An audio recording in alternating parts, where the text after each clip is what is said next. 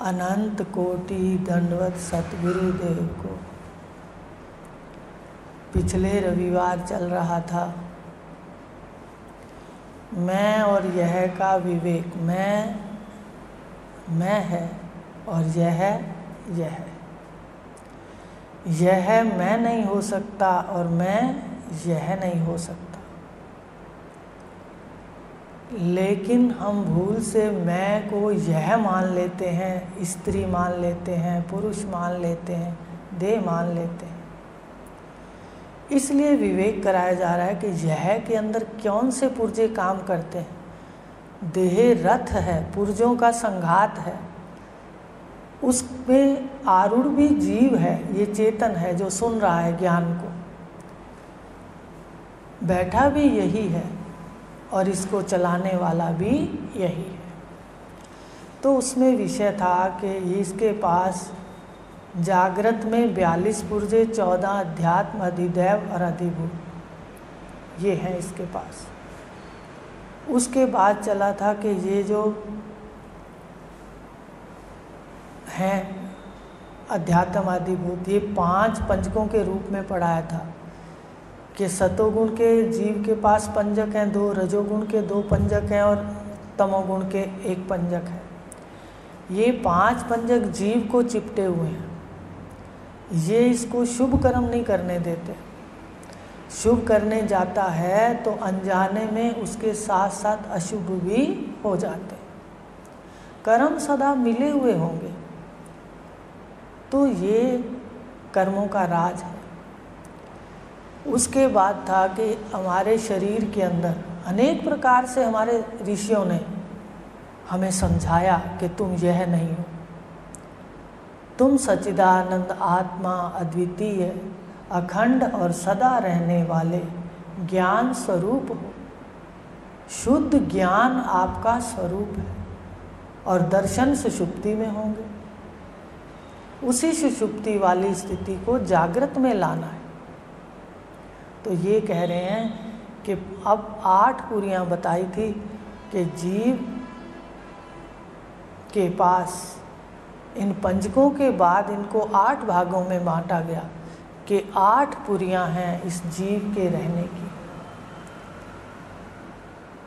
पुरी कहते, नगर भी कह दो, शहर भी कह दो।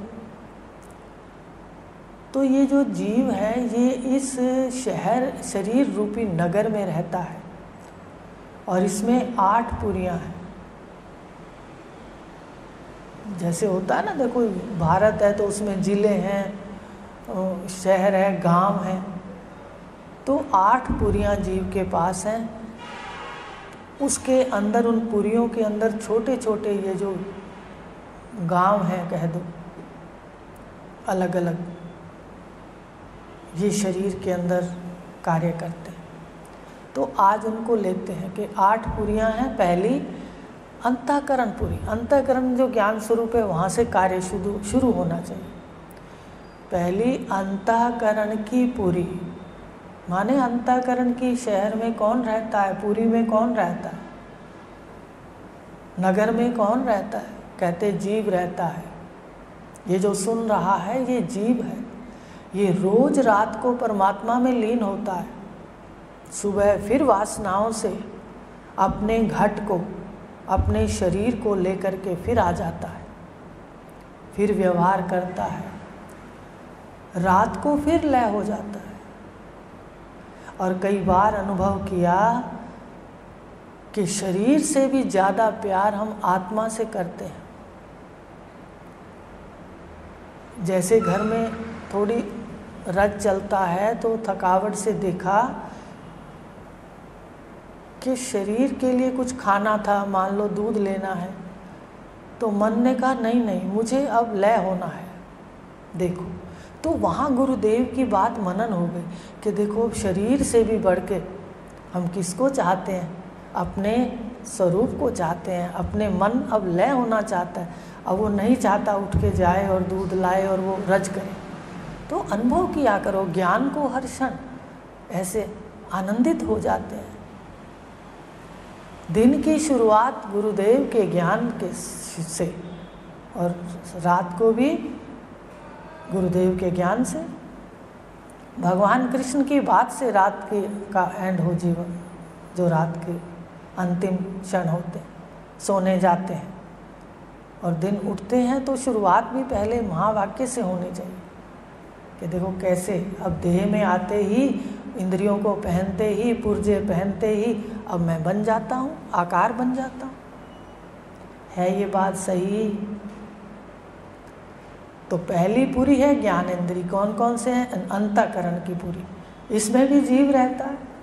देखो एक ही जीव अलग अलग पुरियों में रहता है, इसके रहने के कितने स्थान हैं, भोग के कितने प्रकार हैं, इसलिए भोगों से उठ नहीं पाता। ज्ञान के बाद भोग उपराम होते हैं। तो बताया अंतःकरण की पूरी, मन, बुद्धि, चित्त और अहंकार। इसमें कौन रहता है? एक ही जीव रहता है। आप ही रहते हो। आप ही मन को ओढ़ते हो तो इच्छाएं करते हो, आप ही बुद्धि को ओढ़ते हो तो ज्ञान लेते हो, राग द्वेष करते हो, व्यवहार के अंदर ज्ञान भी लेते हो ऊंचे से ऊंचा, और बुद्धि के जो विकार हैं, दोष हैं, राग द्वेष भी लेते हो। आप ही चित्त को ओढ़ते हो, चित्त में बैठते हो, चित्त में बैठ के चिंतन करते हो और चित्त में बैठ के चिंता करते हो। आप ही अहंकार में सारा दिन मैं शरीर हूँ, मैं ये हूँ, मैं डॉक्टर हूँ, मैं इंजीनियर हूँ, मैं आप ही अहंकार को ओढ़ करके अहंकार में रहते हो। और आप ही सतोगुणी गुरुदेव के महावाक्य में, वो सतोगुणी अहंकार है, वो भी एक स्टेज है जो महावाक्य मिलता है। इस तमोगुणी अहंकार को काटने के लिए सतोगुणी अहंकार मिलता है। गुरुदेव कहते हैं भाई बार बार वो कहेंगे तुम भाई है, तुम माँ है, तुम बार बार महावाक्य लोगे कि मैं ये हूँ, मैं ये हूँ, मैं ये हूँ, मैं आत्मा सच्चिदानंद, तो पक्का हो जाएगा और वो धीरे धीरे मिटने लगेगा। सत्य को जानोगे, सत्य का अभ्यास करेंगे महावाक्य से, शब्द से, गुरु के शब्द से, तो वो कच्चा हो जाएगा और ये पक्का हो जाएगा। तो अंतःकरण की पुरी में आप ही रहते हो, मैं ही रहता है, जिसका नाम मैं है वो तू है। ऐसे ही बाहर ज्ञानेंद्रियों की एक पुरी है, नगर है। अब ये जो मन, बुद्धि, चित्त, अहंकार है, ये गांव समझ लो। इस पुरी में गांव कौन से हैं? मन, बुद्धि, चित्त, अहंकार। कभी आप कौन से जगह बैठते हो, कभी कौन सी, कभी कौन सी, तो ध्यान दिया करो। जब मन चिंतन हो तो अच्छा अब इसमें ये बात ओढ़ करके, इस पुर्जे को ओढ़कर कार्य हो रहा है। तो अंतःकरण की पुरी में भी मैं रहता है, आप रहते हो, जीव रहता है। अब दूसरी है, बाहर आते हैं तो मुख पे 5 एक साथ लगी हुई हैं ज्ञान इंद्रियां, कान, त्वचा, आँख, जिह्वा और नासिका। अब ये ज्ञानेंद्रियों की पूरी है। शहर है, नगर है, इसमें भी छोटे छोटे गांव हैं। कान, आँख, त्वचा, नासिका, जिह्वा, इसमें कौन रहता है? आप रहते हो, जीव रहता है, मैं रहता है। मैं रहता है तो ये ज्ञान ग्रहण इनसे होता है। इसमें मैं नहीं रहता तो ज्ञान ग्रहण भी नहीं होता। मुर्दे में सब कुछ है, इंद्रियां बाहर की हैं, पर अंदर की जो मैं है और तन्मात्राएं हैं ये नहीं। मैं है तो सारी व्यवस्था है, और मैं इसमें नहीं है तो कुछ भी नहीं। तो ज्ञानेंद्रियों की पूरी में भी मैं रहता है। मनन करके आना। आप रहते हो, कोई और रहता है? आप ही रहते हो। देखो कैसे रहते हुए यहाँ से रात को कैसे अपने घर जाते हो, देखा करो। और घर जाना अगर देख लिया तो सर्व दुखों की निवृत्ति और परम आनंद की प्राप्ति। साधना काल के अंदर ही साधना करते करते आप दुखों से छूटने लगोगे। आप अपना अनुभव बता दो। अगर हमारे उपनिषद और हमारे भगवान कह रहे हैं, आप अनुभव भी बता दो।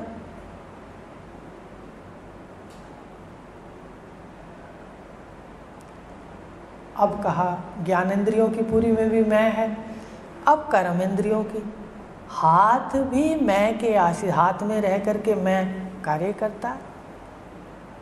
जैसे यंत्र होते हैं ना, आप सब्जी बनाते हो तो आप ही कड़छी उठाते हो। अब आप कहो जी सिर्फ हाथ करते हैं, हाथ करते हैं, हाथ करते हैं, तो आप कहो जी कड़छी बनाती है सब्जी, कड़छी बनाती, तो कड़छी बनाती है। पर एक बात कहें, कड़छी के बिना सब्जी बनती है? बताइए। तो यहाँ पर स्वभाव और वस्तु दोनों का जोड़ा है। भगवान ने कहा ना 13वें अध्याय में कि इस स्वभाव को आप परमात्मा से, जीव से भिन्न नहीं कर सकते। आप चीनी से उसके मिठास को भिन्न नहीं कर सकते, नमक के उसके खारेपन को भिन्न नहीं कर सकते। ऐसा स्वभाव और वस्तु, स्वभाव और वस्तु। तो ये जो पुरियां हैं, ये पुरियां स्वभाव हैं, लेकिन इसमें बैठा कौन है? किसकी सत्ता से हो रहा है? आपकी मैं की सत्ता से। पर फिर कहूँ कि मैं आता जाता है या मैं लेता जाता है या मैं देखता है, तो कहेंगे नहीं, क्योंकि देखने का यंत्र है आँख। अगर आँख नहीं है तो मैं है, फिर भी आँख नहीं देख सकती। तो ये अपने को रहस्य समझना पड़ेगा। तो बताया कर्मेंद्रियों की पूरी है हाथ, लेना देना, पैर, आना जाना, वाणी, शब्द बोलना। भाई शब्द कान से सुने, अगर वाणी नहीं है तो शब्द कार्य नहीं करेंगे। ऐसे ही हाथ हैं, पैर हैं, आना जाना, लेना देना, जल त्याग, उपस्थ, मल त्याग, गुदा, ये यंत्र हैं। यंत्र देखोगे तो इससे असंग रहोगे, कार्य हो रहा है। अगर मैं ही करने वाला होता इस पुरी में बैठकर, बैठता मैं है इस पुरी में, सारे आनंद वो लेता है। अनुभव चेतन का है और कार्य यंत्रों का है, पर अनुभव कौन करता है? अनुभव तो जिंदा करता है, मैं करता है।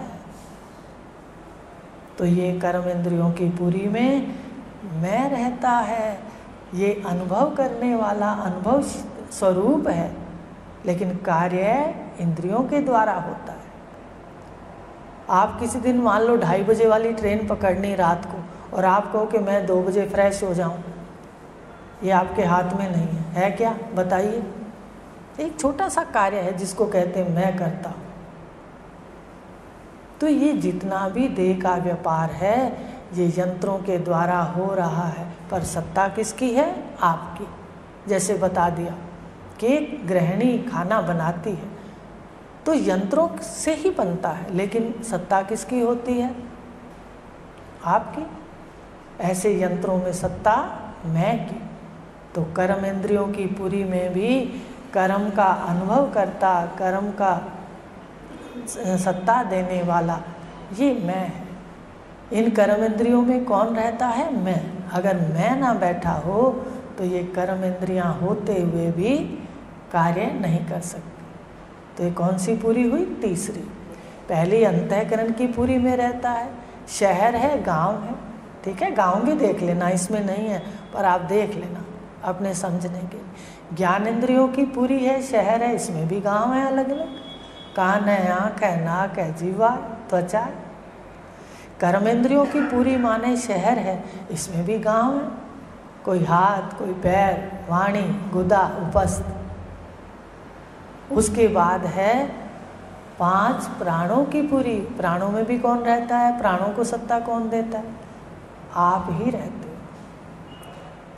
प्राण कौन कौन से हैं? व्यान, समान, उदान, प्राण और अपान। तो देखो बाहर जो समष्टि के अंदर प्राण है, अपान है, वो व्यष्टि के अंदर जो अपान है उससे जुड़े हुए हैं। इतना व्यष्टि समष्टि का आपस के अंदर जोड़ है।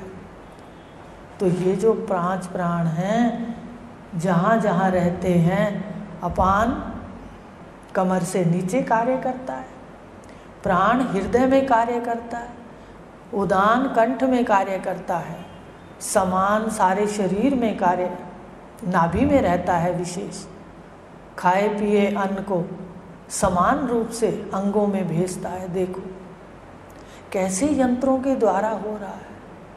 एक विलक्षण सृष्टि है और विलक्षण ज्ञान है, फिर विलक्षण गुरु हैं। अगर गुरु ना मिलते, ये बातें हमें पता थी। सद्गुरु की ताकत से देह अलग हो जाती है और तुम अलग हो जाते हो। इसलिए अहेतु की कृपा कहते हैं। उन्होंने कोई स्वार्थ रख के कृपा नहीं की। मनन करना इस बात का भी। तब एक ही मुख ऐसा है जो श्रद्धा करने योग्य है, जो सत्य बन देकर हमारे जन्म सुधार देता है और जन्म खत्म कर देता है। देखो इतनी ताकत है गुरु के शब्द में। तो वही हमें कृपा है। कलयुग में अच्छे कर्मों से बैठे हो इसलिए सुनने को मिल रहे। तो बताया कि ये जो प्राणों की पूरी है, इस प्राणों में भी जीव ही रहता है। प्राणों पे चढ़ के कौन जाता है? बताया था पिछले दिनों कि आँख के द्वार से अगर रूप देखना है तो प्राणों पर आरूढ़ होकर के ये प्रमाता जीव जाता है। बताया था वृत्ति आरूढ़ चेतन और विषय आरूढ़ चेतन, जब दोनों का अभेद होता है तो ज्ञान कौन करवाता है? ज्ञान वृत्ति नहीं करवाती। वृत्ति में आरूढ़ जो आप बैठे हो जीव रूप से आप करवाते हो चेतन।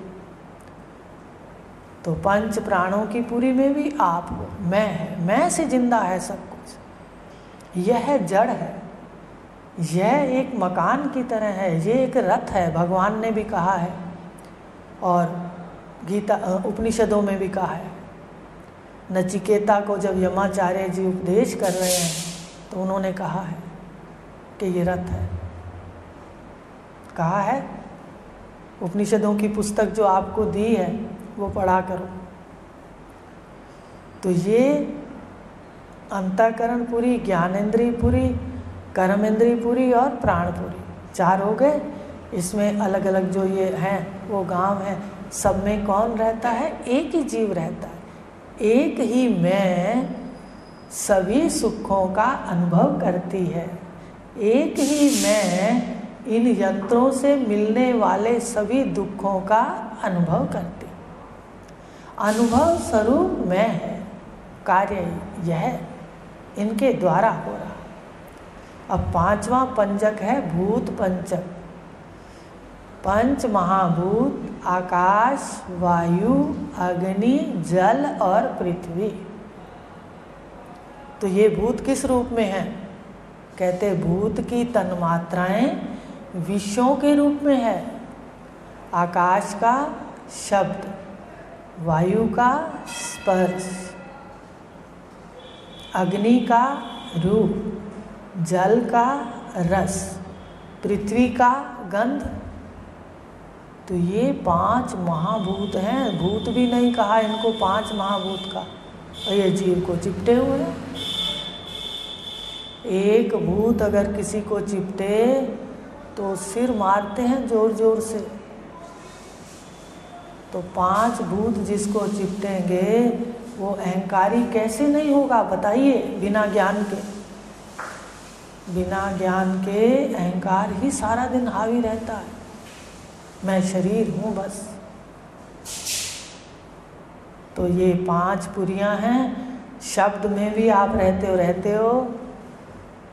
आपके द्वारा शब्द का अनुभव है, आप ही शब्द में रहते हो। स्पर्श में कौन रहता है? कौन अनुभव करता है स्पर्श का? स्पर्श में भी आप रहते हो। ये घर का, आपका घर का कार्य है जिसको होमवर्क कहते हैं, याद करके आना है। अब उसके बाद स्पर्श में भी रहते हो, रस में भी रहते हो, गंध में भी रहते हो, रूप में भी रहते हो।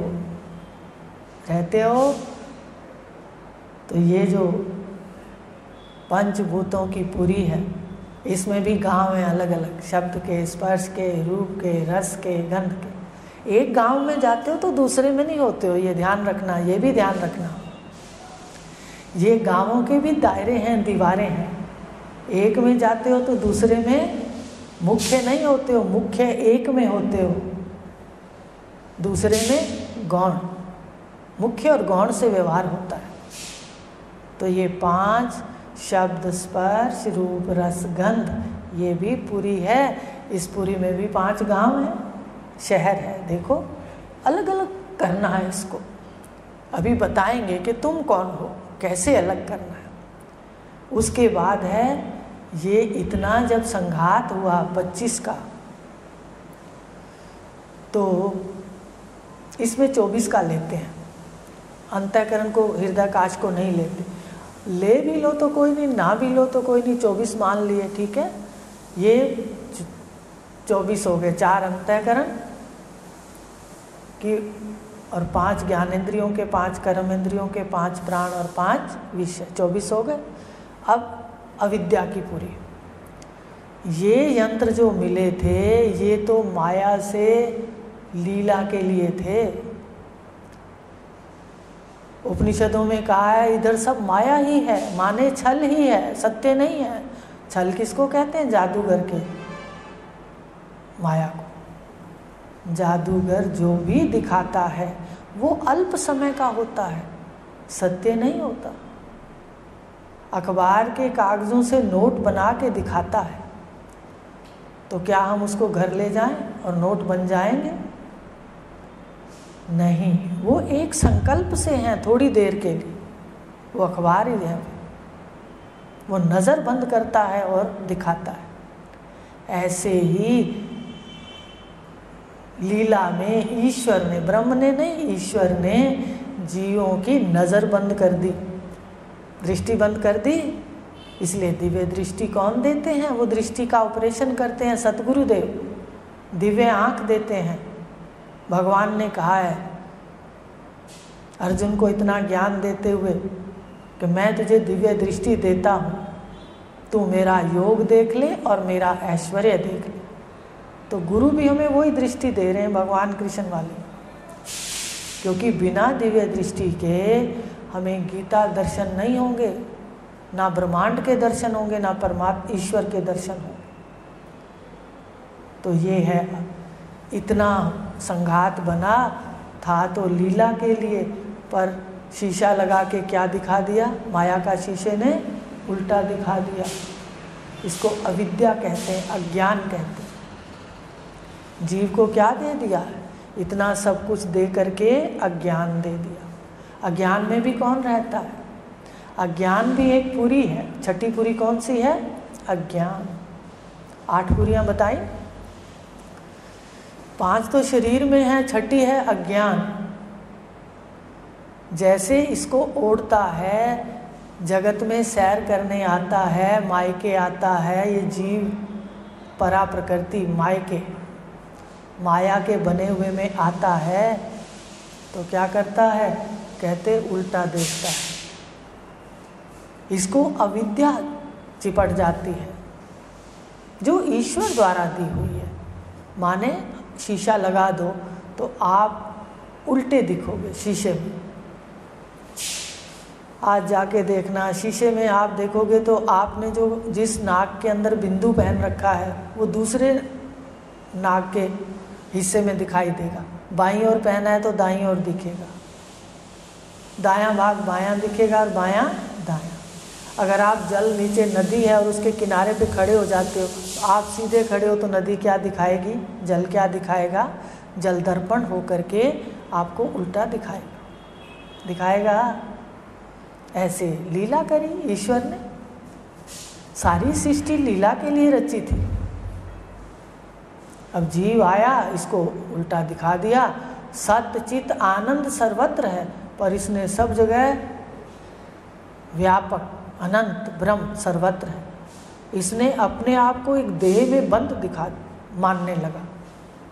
आज शीशा जाके देखना, शीशा उल्टा भी दिखाता है और अपने को छोटा करके दिखा देता है कि तुम इतने हो। ऐसे अंतःकरण ने इतना करके दिखा दिया, जितना देह है, जितना शरीर है, इसका आकार हम मान लेते हैं। ये किसकी वजह से मानते हैं? अविद्या के, अज्ञान की वजह से। अज्ञान क्या है? कहते अज्ञान है अपने आप को ना जानना, अज्ञान है ईश्वर को ना जानना, अज्ञान है ये जो जगत है सामने, इसको ना जानना ये अज्ञान है। 3 बातों का हमें अज्ञान, और 3 बातों का ज्ञान मिलेगा। और भगवान ने तो 7वें अध्याय से शुरू कर दिया, 6ठे अध्याय तक तो कर्म है, 7वें से शुरू कर दिया, उपासना और ज्ञान का शुरू कर दिया। पढ़ा था अभी, ध्यान से पढ़ना 7वां अध्याय।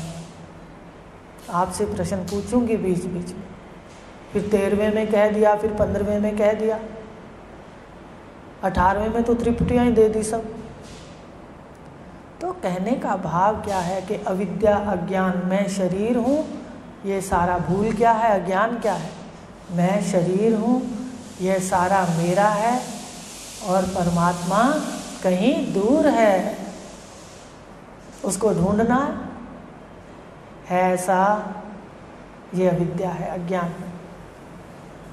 परमात्मा खुद कह रहे हैं, वाणी खुद कह रही है, भगवान कृष्ण खुद कह रहे हैं, भगवान राम खुद कह रहे हैं, रामचरितमानस के अंदर भी है, ईश्वर अंश जीव अविनाशी, चेतन अमल सहज सुख राशि। देखो, पर रामायण पढ़ने वाले राम को तो मानते हैं, पर भगवान क्या कह रहे हैं उसमें डूबते नहीं हैं, क्योंकि डुबाने वाला कौन चाहिए, गुरु चाहिए। ये तो किनारे पे बैठे हुए ठंडी हवाएं खाता है, गंगा के किनारे बैठते हैं तो ठंडी हवाएं आती हैं, आप जानते हो, चलते हो तो बस वो है। कोई पैरों तक जाता है गंगा में तो वो कहता है वाह बहुत ठंड, बहुत आनंद आ रहा है, आनंद। लेकिन जो डुबकी लगा लेता है वो सबसे ज़्यादा जानता है कैसा है आनंद। तो यही स्थिति है जीव की। तो अविद्या, मैं शरीर हूँ, यह सब मेरा है, इसलिए लड़ाई झगड़े हैं, ये सत्य है। इसलिए देखो आश्चर्य है कैसे जीव के अंदर राक्षस आ जाता है और क्रियाएं करता है। टीवी में देखते हैं ना, सुनते हैं, ये अज्ञान का परिणाम है। और ईश्वर कहीं दूर है, उसको ढूंढना है। इतनी दूर ईश्वर कह रहा है कि मैं अंदर हूँ, ईश्वर का मैं अंश हूँ। फिर भगवान भी कह रहे हैं और उपनिषद भी कह रहे हैं। कहा कितनी बार आपको बताया ये कि सब के अंदर हूँ, मैं ही सबके हृदय में। कितनी बार भगवान ने कह दिया मैं सर्वत्र हूँ, सबके हृदय में। और हृदय का मतलब आपका एक हृदय नहीं है, आपके शरीर में एक एक सेल है, उसके अंदर हृदय है, याद रखना। ये ऐसी सुंदर सृष्टि है, तभी तो इसमें से वो कॉलोन लेकर के वैसी शक्ल के दूसरे भागवत, श्रीमद् भागवत पुराण में भी आया है ना कि मंथन किया था तो उसमें से इतने वेन राजा के शरीर का मंथन किया था तो उतने ही राजा और पैदा कर दिए। तो आज हो तो रहा है विज्ञान के अंदर। तो एक एक जो तंतु है शरीर का, इसमें भी हृदय है। तो भगवान कह रहे मैं सबके हृदय में, परिचिनता से, और फिर व्यापकता से कह रहे हैं कि मैं सबका आश्रय हूँ, आधार हूँ। व्यक्त सृष्टि है, अव्यक्त मेरी माया शक्ति है, पर मैं दोनों का आधार हूँ, आश्रय हूँ। तो इस प्रकार ये अविद्या, इसमें भी कौन रहता है बताओ? अविद्या को कौन भोगता है? अविद्या में भी आप रहते हो, कहते हो मैं तो अज्ञानी हूँ, मेरे को नहीं पता ईश्वर कहाँ है, मुझे नहीं पता ये विश्व क्या है, मुझे नहीं पता मैं कौन हूँ। आता है ना, कितने महर्षि दयानंद जी के लिए तो विशेष रूप से आता है। जब गिरजानंद जी महाराज के पास गए थे तो उन्होंने पूछा था, गेट खड़काया, वो प्रज्ञा चक्षु थे। प्रज्ञा चक्षु समझते हो, सूरदास जैसे थे। तो उन्होंने गेट, जब दरवाज़ा खटकाया, पूछा कौन हो? तो दयानंद जी महाराज ने कहा यही तो पूछने आया हूँ कि मैं कौन हूँ। कितने सुंदर संतों की वाणियाँ हैं, हम उनको लेके तो गदगद हो जाते हैं। मैं कौन हूँ, इस अज्ञान को दूर करना। तो अज्ञान की पुरी में भी आप रहते हो, मैं शरीर हूँ, ये मेरा है, रिश्ते नाते मेरे हैं, ये सारे मेरे अपने हैं, मेरे से बहुत प्यार करते हैं, मेरे बिना इनकी गाड़ी नहीं चलती। पर ज्ञान तो बिल्कुल निरावरण कर देता है, आंखें खोल देता है। वो तो कहता है यहाँ से और को का झगड़ा है, को सभी चाहते हैं, पर से को सभी चाहते हैं, पर को आपको, जहाँ को लगा दो, आपको ना नहीं, कि सच है, को नहीं चाहते, पर से को चाहते हैं, आप से चाहते हैं, आप से तन, आप से मन, आप से धन। आपको इनके बिना, तन मन धन के बिना झगड़ा है चाहने का, तो ये अज्ञान है जो हम मनन करते हैं, विचार करते हैं। जो सत्य है उसको देखना चाहिए, फिर सुंदर यात्रा होगी, फिर आप आए हो अपने लक्ष्य के लिए, उसको पूरा करोगे, सुंदर ऐश्वर्य से युक्त करोगे, वही सर्विस भी करोगे, घर के कार्य भी, पर आनंद युक्त, कि भाई कुछ समय का है, जितना अच्छा हो सकता है वो इसके द्वारा, क्योंकि तुम फिर राकेश, माया, दया ये बनकर नहीं आ सकते। बस आ तो सकते हो, पर ये ऐसे ये रूप बनकर फिर नहीं आ सकते, इसलिए अच्छा करें। तो बताया अविद्या की पुरी में भी जीव रहता है। अब जब अविद्या है, मैं शरीर हूँ, मैं ही करता हूँ, मैं ही ना करूँ तो कैसे काम चले, तो कामनाएं चिपट जाती हैं अविद्या से। आज ये लाया हूँ, कल वो लाऊंगा। फिर अगर अज्ञान के अंदर कामनाएं हैं तो विवेक खत्म हो जाता है, पाप से भी ले आते हैं और पुण्य से भी ले आते हैं। आ रही बात समझ? कामना की पुरियों में कौन रहता है? जितनी वासनाएं हैं वो मैं रहती है उसमें, मैं ही भोगती है, मैं ही करता है, मैं ही भोगता है। कौन सी मैं? जो ये सुन रही है। एक मैं बड़ी भी है भगवान वाली, वो बाद में दिखाएंगे, इस मैं को देखो पहले। तो अविद्या की पुरी में भी मैं रहता है और कामना की पुरी में भी मैं रहता है। अगली बार लेंगे इसको। अविद्या, कामना, और कामना के बाद होते हैं कर्म। अब यहाँ पर राज खोलेंगे कि कैसे तुम कौन हो और कर्मों से भी अतीत हो। तो इस अविद्या, कामना और कर्म की पुरी से असंग करके ये भी दिखाएंगे कि कर्म और क्रिया दोनों में क्या अंतर है। ब्रह्मज्ञानी के द्वारा क्रिया होती है और अज्ञानी के द्वारा, अविद्या से ग्रस्त जीव के द्वारा कर्म होता है। देखो, एक ही क्रिया ज्ञानी की तो क्रिया है और अज्ञानी का कर्म है। इसलिए संसार वाले गलती खा जाते हैं। वो कहते रहते तो एक जैसे हैं, ये देखो ये भी तो बाहर जा रहे हैं, ये भी तो सर्विस मान लो नहीं करे, वो प्रारब्ध है शरीर का जैसे भी है, लेकिन व्यवहार तो देह के लिए सारा करना पड़ेगा। लेकिन ज्ञानी और अज्ञानी के अंतर हो जाता है। भगवान भी कह रहे हैं अगली बार लेंगे। आज क्या याद करना है? पहले तो 8 पुरियाँ याद करनी है, और पिछला क्या रह गया? वो सतोगुणी, रजोगुणी, पंजक, उनमें से आकाश के, वायु के, अग्नि के, जल के थोड़े से पढ़ने हैं। और सतोगुणी पंजक, रजोगुणी पंजक, तमोगुणी जीव को चिपट गए और जन्म पे मृत्यु और मृत्यु पे जन्म देते हैं। अब उसके बाद इनमें आज अपन ने 6 पुरियाँ ले ली। अंतःकरण पुरी, गाँव भी देख लेना इनके। ज्ञानेंद्री पुरी मुख पर है, कर्मेंद्री पुरी शरीर के कर्मेंद्रियों की, ये भी गांव है इसमें अलग अलग। और ये चला था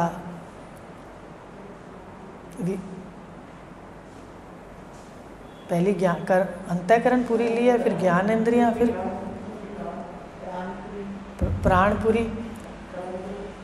हाँ, उन पुरियों में अपन ने किसका? अब अविद्या की वो ले ली। अब अविद्या, ये सारे मिलने के बाद अविद्या है, अविद्या की पुरी ले ली, 6ठी। ठीक है। अब इसमें देखना, अविद्या के कारण सारा ऊटपटांग हो गया। अब अगली लेंगे कामनाएं। अविद्या में भी आप रहते हो, मैं रहती है। ये तो यह बेचारा जड़ है, ये तो कुछ नहीं करता। ये तो आपकी सत्ता से हाथ ऊपर उठ रहे हैं, आँख पलकें झपक रही हैं, आप बैठे हो तो नहीं बैठे तो इसमें कोई भी क्रिया नहीं। कामनाएं उठती हैं अविद्या के बाद, अज्ञान के बाद, और उसके बाद अगली बार लेंगे कामनाओं से कैसे कर्म है। हरि ओम। शांति शांति।